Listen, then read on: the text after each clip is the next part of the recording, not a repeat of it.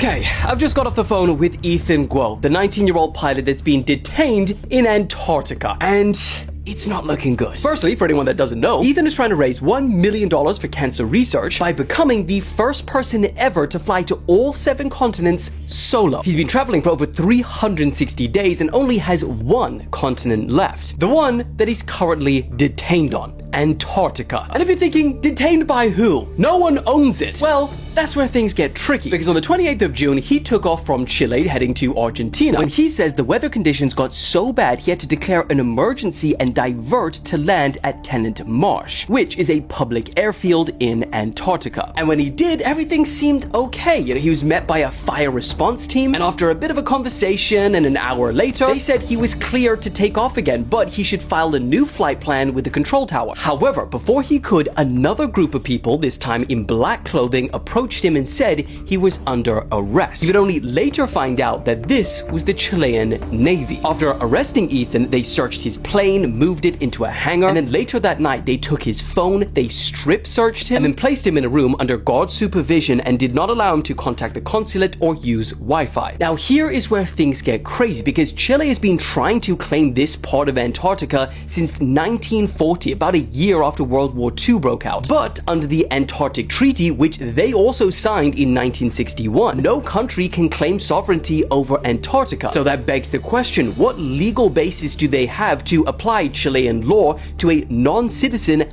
outside of Chile? And that's not to mention that Ethan declared an emergency to land, which in the aviation world typically grants you immunity from laws and repercussions pending an investigation. From their perspective, they are saying that Ethan lied about the emergency, saying that his social media posts about his goal trying to land on all 7 continents suggests evidence for intent rather than a real emergency. And now things have got real bad. He said that they've now placed a 90-day travel ban on him from leaving Chile while they investigate. Problem is though, he's not in Chile, and he can't even get there because he says that they won't allow him to fly the plane and there's no boats or planes to get back there for months. He says he can't even leave the Navy barracks without someone having to go with him. So he's now stuck in Antarctica in peak winter, hoping that his legal team can somehow get him out. But at least he's got his phone back now, so I'll keep speaking with him and keep you guys updated as we know more.